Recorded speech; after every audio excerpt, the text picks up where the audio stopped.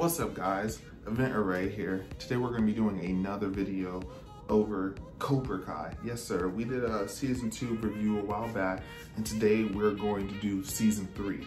So immediately this show picks up right after the ending, the cliffhanger of season 2 where Miguel falls off of the balcony and he's paralyzed and he's in a coma.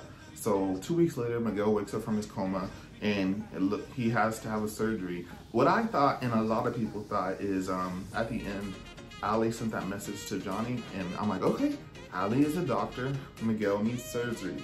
Boom, like Ali's gonna find this surgery, and Miguel's gonna be able to walk again. It doesn't work out like that, but what they do instead, I definitely think I prefer happening.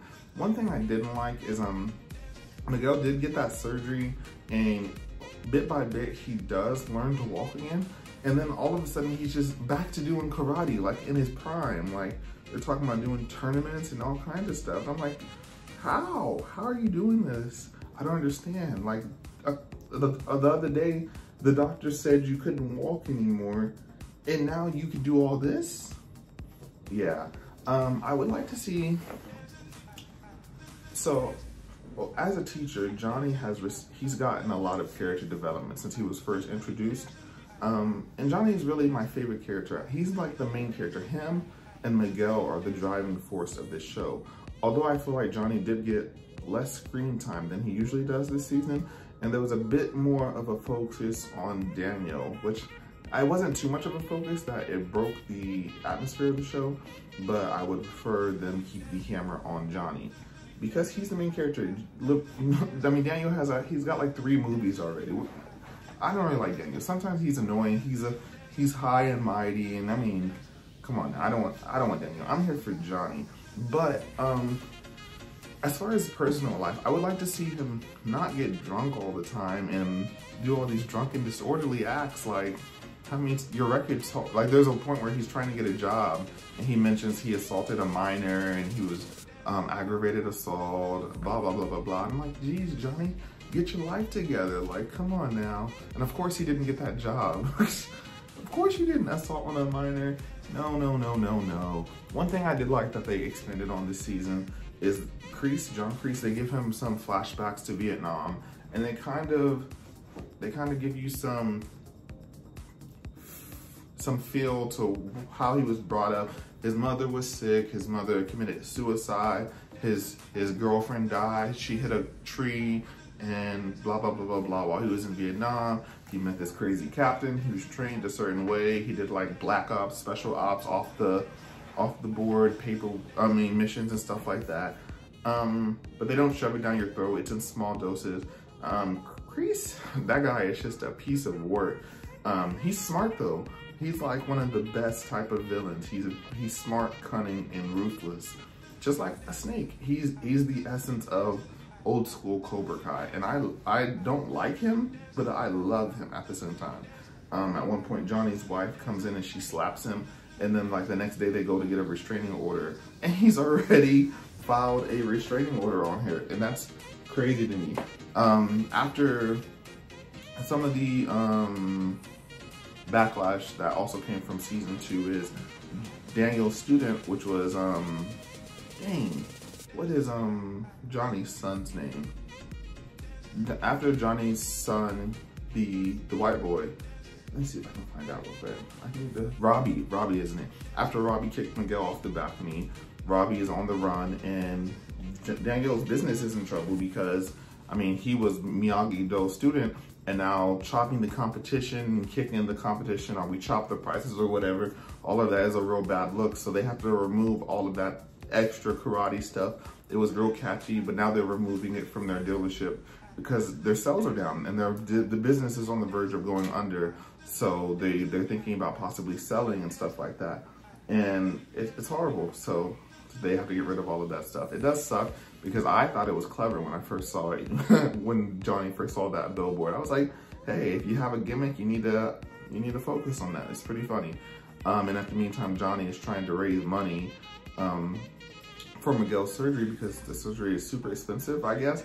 They don't focus too much on it. There's some car washes. Johnny mentions that he's raising money, and after he gives them a check, we never hear about that tab again. So I guess insurance covered the best. I don't know. So Tom Cole, the competitor car dealership, they still an exclusive deal with a Japanese manufacturer, Manyonya. I don't think they're real. I've never heard of them before, and I feel like I'm pretty familiar with cars. So Daniel goes to Japan to kind of try to form a deal and basically pitch their side of it so that they don't lose this business. Because without this business, once that deal goes, most other car dealerships are most other car manufacturers are going to follow suit. I don't know why, but I mean, if they follow the leader, I guess, then they would lose business. So Daniel tries to pitch it, it doesn't go well. So he's chilling, and then he decides to go back to Okinawa to, if you've seen The Karate Kid 2, they go to Okinawa, to Tommy Village, and that's where he goes to kind of reflect and see if being there would maybe bring some sparks of life to him that Mr. Miyagi may have been able to deliver to him, but he's not there, so maybe he'll feel something and get guidance and it'll all work out. So he goes there, and Tommy Village is gone, and all there is a mall, but he manages to still meet Kumiko, who was basically the love interest in The Karate Kid 2, and they talk and stuff like that. And she calls Chosen, which was the antagonist of The Karate Kid 2. I do like how The Karate Kid is kind of like Dragon Ball. If you're a bad guy, you can still be redeemed most of the time. So like in Dragon Ball, you have Vegeta, you have Piccolo, Yamcha. These guys all started as antagonists, and then they intertwined into the story as eventual little anti-heroes and then good guys. And Chosen was one of the worst. I mean, he threatened to kill her if they didn't fight to the death. So, but now he's the one he's a wise teacher. He has his own students, and he drops knowledge to Daniel and basically teaches him a brand new fighting style that he uses later on. So yeah, it's pretty cool. Johnny reaches out to his pastor friend, and he says he can get him into the prison to see Robbie. But that same day, Miguel's surgery happens, and the family asks him to stay with him, and of course he misses Robbie's appointment with him, which, dang, I can see that, but like, is you staying there during the surgery going to help? No, it's not. I mean, they understand they want you to pray with him, but you have an actual son out there. And of course, he missed that one appointment, and Robbie wants nothing to do with him the rest of the season. I do not like Robbie. Between him and Samantha, I don't like them. They deserve each other, because don't get me started on Samantha. But I do not like Robbie. So literally, he shows up the next day, and Robbie's like, no, you should have been here yesterday. I mean, blah, blah, blah, blah, blah. Of course, you chose Miguel. What do you mean? And then Johnny's like, well, you are the one who put him in the hospital. So I think Johnny should have left and kept his appointment, especially since he had his pastor friend sneak him in anyways. And that's why the next day he finds out Robbie's doing community service, and he goes there. Whereas he could have just gone in the normal way if he had just kept his appointment. You know what I'm saying? Is you being there at the hospital going to change anything? No, not at all. So what else happened? Johnny finds out that, he finds out that Facebook works on the computer. He logs on, and he sees his message from Allie. My thing is, so is he really not going to go back for that cell phone? You seem pretty broke, Johnny. I think you need a cell phone. And his car, he's just gonna leave his car there? And he's driving around a 93 Dodge Caravan when he has a Challenger out there. Like, what are you doing? It's still there probably. I don't understand how you could just leave a car when you don't have any money. It doesn't make any sense to me. But also, and then Kreese starts recruiting new students and stuff like that. And then there are students that used to bully Hawk, and they're not the good kind, and Hawk's like, we don't need these guys. And Kreese is like, I know what I'm doing. And then because he's like, we got rid of all the weaklings, now we need to add new people. And I was like, wow. That doesn't make any sense. But after that, Johnny decides to fund his own, he decides to found his own karate dojo, and they're called Eagle Fang, which is a horrible name. As soon as they said that, I knew that dojo was going to be temporary, because that name is garbage. At the end of the last season, I knew Johnny and Daniel were going to get together and form an alliance. But I didn't think it was going to happen at the end of the season. I thought it was gonna happen like in the first episode, Johnny was gonna go work with the Miyagi-Do, and then they were gonna face Cobra Kai this season. But they stretched it out a little bit, and it doesn't seem like they stretched it out unhealthily, so it's like an even amount of stretched out content. So I think it works out pretty well. So they're basically, they have that set up for the next season. Now they have 2 teachers, and we'll see how that works, because I'm sure they have button head style. You know, Daniel is a defensive, and then Cobra Kai is all offensive. Oh, Allie, she came in. She came in for the holidays from Colorado, and her and Johnny, so first we have to touch on Carmen and Johnny slept together. So she basically forgives him. Now, you know, at the end of the last season, they were kind of budding, they were kind of getting there. And then Miguel's accident happened and they separated, and she was like, I don't want you to do anything. I don't want to have anything to do with you. But Johnny's really been helping him rehabilitate, and she's been seeing that he's putting his best interests at heart. And she kind of like, oh, I appreciate that. And then they have sex. They have sex, and literally the next day, Ali replies to him and says she's in town. So they hang out, they almost kiss. I was like, no, don't do it, because you know she's going back to Colorado. But him and Carmen don't really have something solid on what their relationship is. So is it cheating? I don't think so, but it's a TV show. So I mean, being a TV show, they would kiss and literally Carmen would see it, and then she's like, so that's the end of our relationship, and he'd end up with neither girl. So yeah. Sam's having these nightmares about getting her butt kicked and whatnot, so I don't really mess with Sam. But anyways, Daniel gives her the day off, and they go fishing, and it's karate training in secret like it always is. It's always karate training. It's always karate training. And then they find out that the All Valley tournament is canceled because of, you know how many fights? They should cancel that tournament. You know, they've been fighting at the schools, they've been fighting at the arcade, they fought everywhere.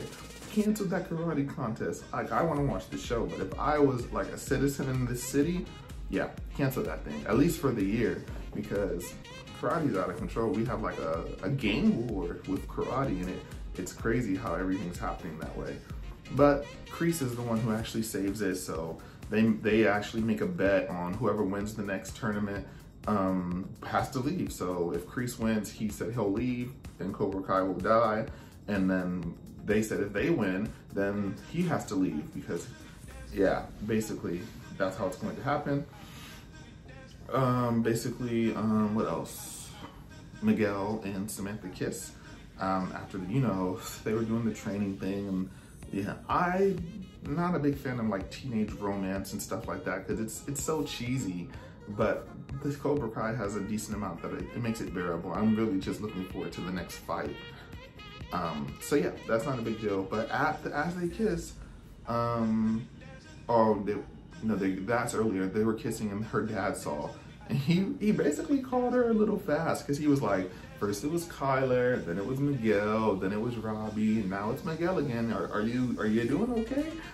He called her a little fast, and that was pretty funny. But later on, they were holding each other, and Robbie shows up out of nowhere. Like, do people not call before they show up in this world? They don't call before they show up at your house? And he was like, oh, of course, you guys are together. What, did you wait a week to make it look good? Bro, what are you talking about? She messaged you while you were in prison, and you didn't reply. He said, well, I was busy getting my face kicked in. What? She messaged you for like 2 weeks, or however long you were in juvie. She sent you several messages and you didn't reply. So I mean, that sounds like a breakup to me. And then the other dude, you kicked him off the balcony. Not to mention, you stole his girl. Like, he was dating her before you showed up. Whatever. I didn't really like them together. I preferred him with the bad girl. I forget, Tori. I think Miguel and Tori made a much better couple, but of course, she was only there to make him get back with Samantha. She was just a plot device, but I liked Tori much better than Samantha. She also has a better story.